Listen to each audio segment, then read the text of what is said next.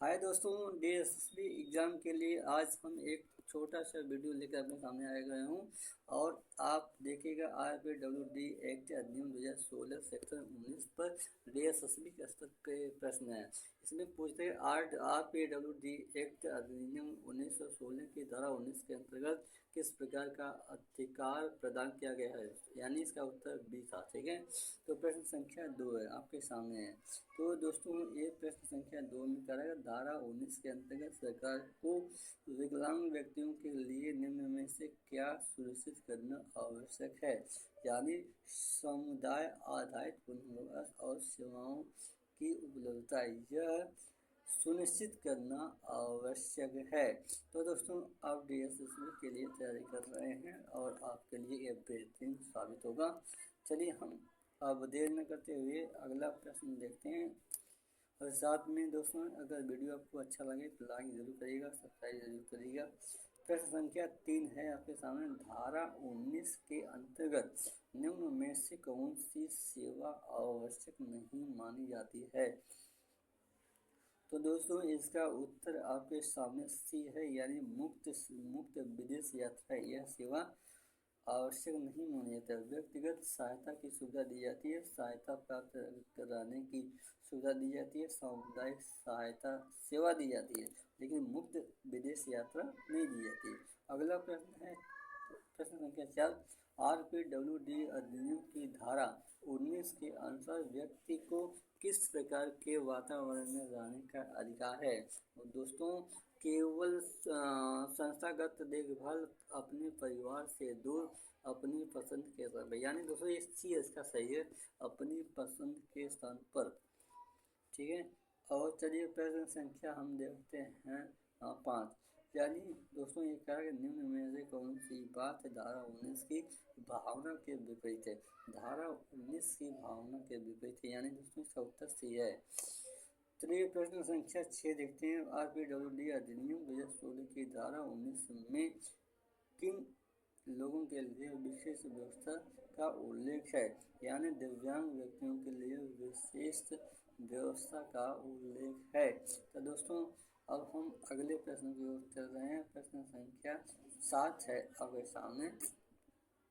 RPWD अधिनियम की धारा 19 के अंतर्गत सामुदायिक जीवन का क्या तात्पर्य है, यानी दोस्तों सामुदायिक जीवन का क्या तात्पर्य है वो RPWD अधिनियम के धारा 19 के अंतर्गत, तो इसको बताना है आपको। तो स्वतंत्र रूप से अपनी पसंद के अनुसार समाज में रहने का अधिकार, यानी प्रश्न संख्या 7 का उत्तर सी है। तो दोस्तों सी में आपको आपके सामने से लिखा मैंने। अब प्रश्न संख्या 11 आ गया। तो दोस्तों इसमें कुछ प्रश्न ऊपर नीचे हो गए हैं, कोई नहीं, अब हम आगे चलते हैं, देखते हैं। प्रश्न संख्या 11। RPWD अधिनियम 2016 के अनुसार दिव्यांग व्यक्ति की परिभाषा किस आधार पर की जाती है? तो दोस्तों दीर्घकालिक शारीरिक मानसिक बौद्धिक या संवेदी दुर्बलता के आधार पर मानी जाती है।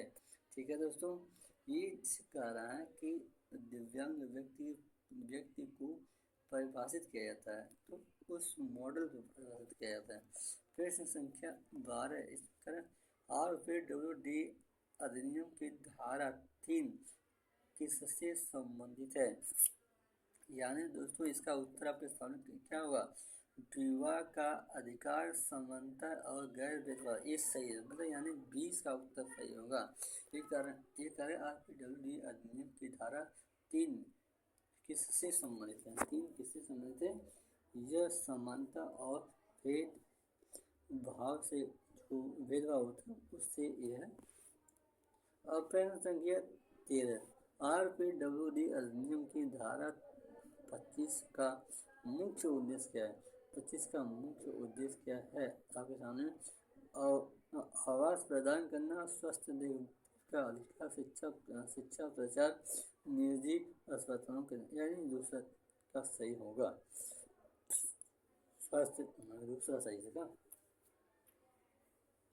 स्वास्थ्य देखभाल का अधिकार, यह इसका मुख्य उद्देश्य होता है। ठीक है, अब चलिए देखते हैं देर न करते हुए प्रश्न संख्या 14। इसमें कह रहा है कि RPWD तहत दिव्यांग व्यक्तियों को कितने प्रतिशत आरक्षण उच्च शिक्षण संस्थानों में मिलता है?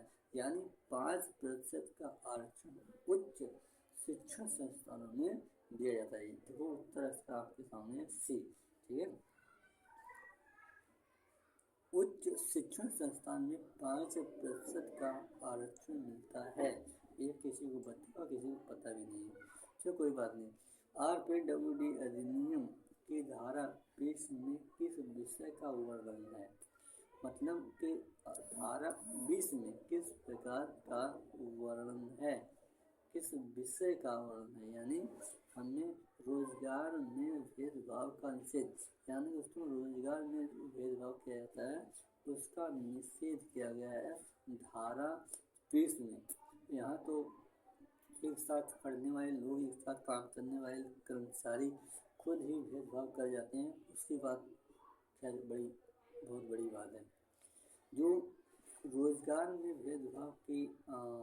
भेदभाव के निषेध की बात की गई है वो RPW अधिनियम की धारा 20 में की गई है। अगर जिसको देखना है उस धारा को जाके पढ़ सकता है। चलिए प्रश्न संख्या 16 पर RPWD अधिनियम की धारा 38 किस बारे में है? यानी RPWD अधिनियम की धारा 38 किस बारे में है? इसका उत्तर ए था। तो चलिए अब प्रश्न संख्या 17 पर RPWD अधिनियम 2016 में दिव्यांग व्यक्तियों की शिकायतों को सुलझाने के लिए किससे नियुक्त किया गया है? दिव्यांग अधिकार संरक्षण अधिकार, दिव्यांग अधिकार संरक्षण अधिकारी, ठीक है, दिव्यांग अधिकार संरक्षण अधिकारी, यही इसका उत्तर है। तो दोस्तों अगर किसी डिसेबल पर्सन को अगर कोई प्रॉब्लम हो रही तो उसकी समस्या को शिकायतों सुलझाने के लिए इन लोगों को